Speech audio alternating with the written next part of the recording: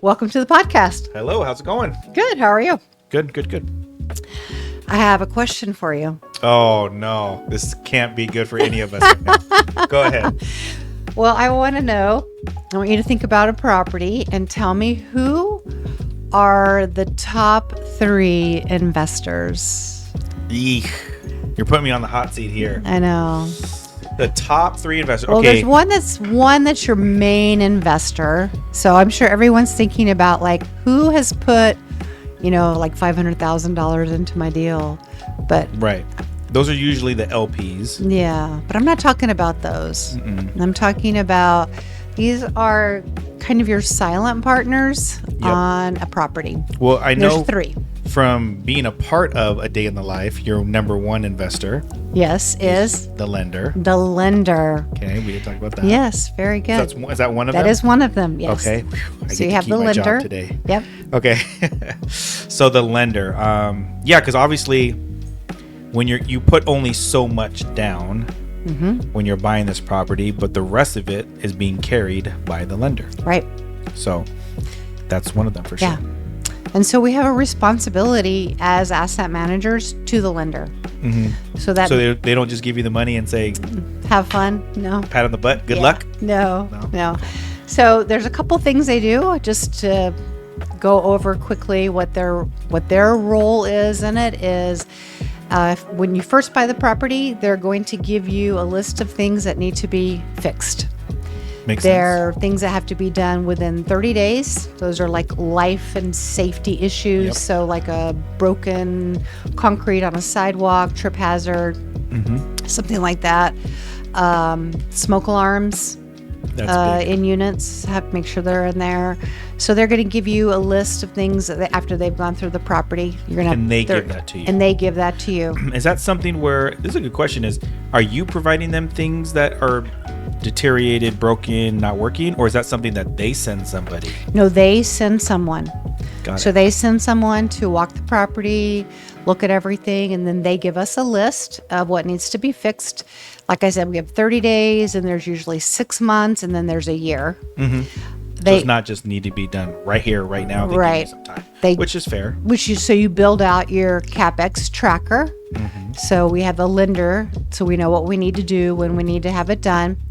They withhold money. So they don't just give you the money No. in the beginning. So that's it's important. part of, yes. So part of the loan that we get from them. So they withhold a portion of that money. And each line item has a dollar amount attached to it. Right. So if you're doing X item, you submit the receipt. Yes. Pictures that it's been done, invoice, Invoice, that's what I meant. and canceled check, all that. Then they release whatever funds they have attached to that particular task. Yeah. But I mean, it adds up. Yep. We're talking, it easily could be over $100,000. So if you don't pay attention to that, you're going to be sideways with the lender, which is not a good thing. No. And then you're not going to be able to get the money that you need to do the other CapEx that you're trying to get done. So it's important to stay on good terms. The other is every quarter you have to send them your T12 because they want to see how the property's performing. You have to send a current rent roll, and then you have to sign a document certifying that it's true and accurate. So Yeah. they require that as well. Who signs that actual document in most of your situations that you know? Asset manager. I sign them. So you're signing saying everything's Yes. validated, correct, to my Yes. knowledge, the best of my knowledge. Yep. It's important. It is. Yeah, and the first time I did, it was a little scary. I mean, I don't know why, but it just Yeah. was like official because Yeah, it was, exactly. I'm certifying it, but I look at those things every month anyway, so it wasn't like it was a new report, but Right.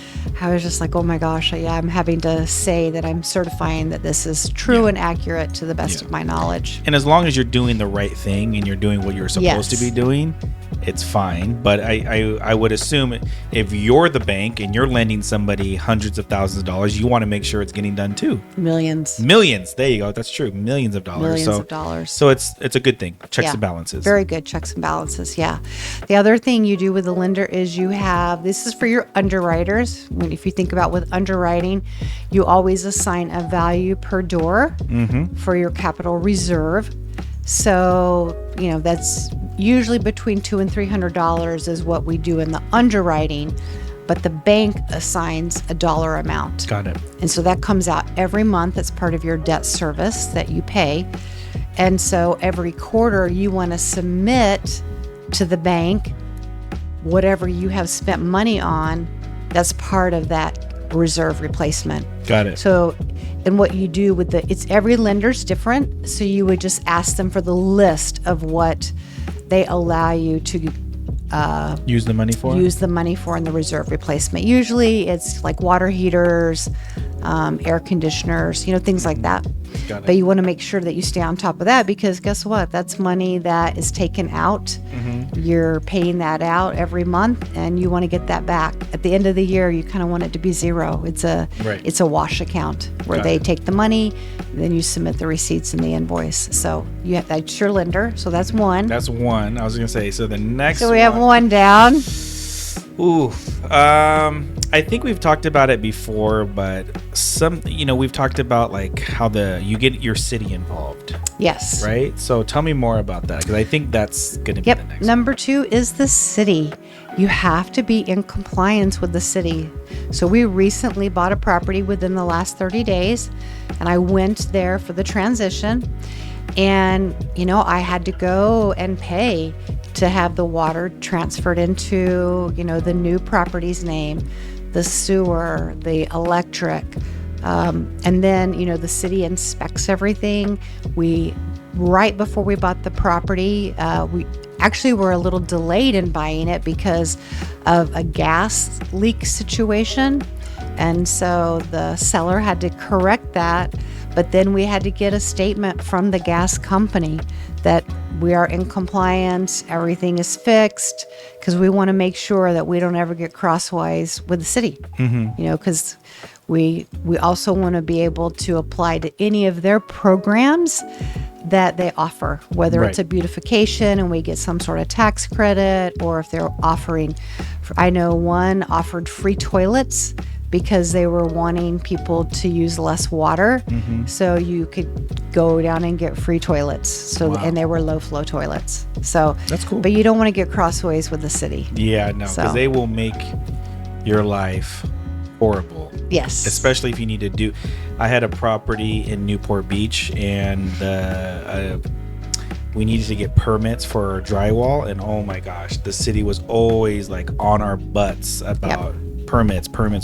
So not that we crossed them, but then it was just something that was brought to their attention. That's a revenue stream for them. Yes. There's all these different permits, and if they're not happy, the city inspector will say, nope, I'm not happy with this. And then we do have low income. So not only that's an inspector like with the housing. So they're kind of in that city box as well, because they come and they inspect the unit, make sure everything's every in year compliance. They do their inspections. They want to for make recertification. Yep. So we have that. So that's 2. Okay. And then I might have to phone in a friend on this one. You're gonna phone a friend? I'm gonna phone in a friend. She is the asset manager. Okay. You're gonna call me? Yeah. So number 3 is your insurance. What good thing I did phone in a friend, because so tell me more, like how does that come about? Well, every year you have to renew your policy, and before they renew it, they come and inspect the property. Yeah. Because they're offering the insurance on it. And so they come and they look, and then they will give you a list of things that you need to do that's in compliance for the insurance that you're carrying. Right now, the big thing that I've noticed is I don't know, I'm not a technical person, but it has to do with the electrical. And one of my properties, they were called stab locks. I don't really know. Somehow it's the electric. That I had it on another property. It wasn't called a stab lock, but it was the same type of thing where every door we had to like redo the electrical with the electrical company, like where it came in. And so they charge you by the door. And if you don't do that, then you don't get your coverage. So you have to stay on top of that, and you have to make sure you get it done. And then they will send someone out once a year to inspect the property. They give you a list of, hey, these are things are not in compliance.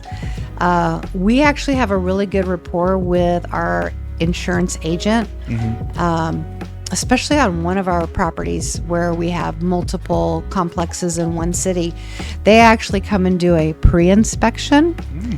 And so they walk the property, tell us, what they think we need to work on before they come and do the inspection. So we never fail. I mean, that's a good thing for you guys. Yeah. Yeah. So at the end of the day, why not help people trying to be successful? Yeah. Because a successful business in their city is only going to help the city. Exactly. So yeah. So those are three. Yeah. And then we renew, and we're able to keep our good rate, which affects the NOI. Oh, that insurance, man. It's like this last year, between 2023 and 2024, there's so many properties that got hit really hard because of insurance premium increases. Oh, yeah. So many deals that didn't pencil out. Yes. I mean, like all the underwriters, I'm sure, can comment below and just tell us. Comment below how many of your deals did not work out because of insurance. Yeah. Just insurance was the factor. Yeah. So, yeah. I know we need to get some insurance people on this, either a day in the life or the podcast, because I know that's been a big it's been a big factor in terms of something being successful. I know some people have gotten into deals, and then I think locally, I could say State Farm dropped a lot of California. Oh yeah, California, they got did hit hard. Yes. So shout out to all the people who are helping us try to be successful, whether that's the underwriting, making the deals pencil out. Yeah. But yeah, the insurance is something that's not talked about enough that needs to be discussed. So those are three that you have to stay on top of. Yeah. It's actually, that's the asset manager. That's not the property manager's responsibility. It's the asset manager. So can you say those three again, just so everybody can? Top three that you have to make sure you're in compliance with is the lender, the city, and your insurance. And insurance. Yeah. So those are the three. Those are some great tips that you guys should definitely, if you don't have a pen and paper, find one right now, write those down, because I've heard horror stories in all three of those things. Yes. Right. So if you're not compliant with your lender, you're, like Cyndee said, you're not going to get your money when you need to use it appropriately and effectively. The city compliance, I've personally had issues with that. Like, oh my gosh, you're back again. You just keep all over my back. Yeah. And then insurance, like the premium or the coverage that you have now might sound good at the moment, but maybe it could be pulled out from under you and you're not under their umbrella insurance anymore. And now you're got to go with a different insurance, or coverages change and things of that nature. There's a natural disaster, and I know people, I think it was at Florida, even before that, was hit really hard because their insurance went up. Yeah, their insurance. Texas Snowmageddon. Yeah. There's so many affected insurance. Yeah. So, water pipes were bursting and causing issues, floods and freeze overs and stuff like that. So yeah, those are really, I'm glad we talked about that today. Yeah, those three they'll affect your NOI for sure. 100%. And just your deal, period. Yeah. Or the deal. The deal, period. So whether it's underwriting or you're in it, and imagine if you underwrote everything and then bam, that hits you and you're like, oh, we're changing it. So good to have a contingency plan. Yeah. Well, thanks for joining me today. Yes, appreciate it. Thank you guys as well. So stay tuned for our next upcoming episode. If you guys haven't already, do us a favor, go to all of our social media, Facebook, Instagram, YouTube, follow, subscribe, put in the comments what you want to hear about, because we love to talk about it on our next podcast. Thanks so much. We'll see you in class. See you in class.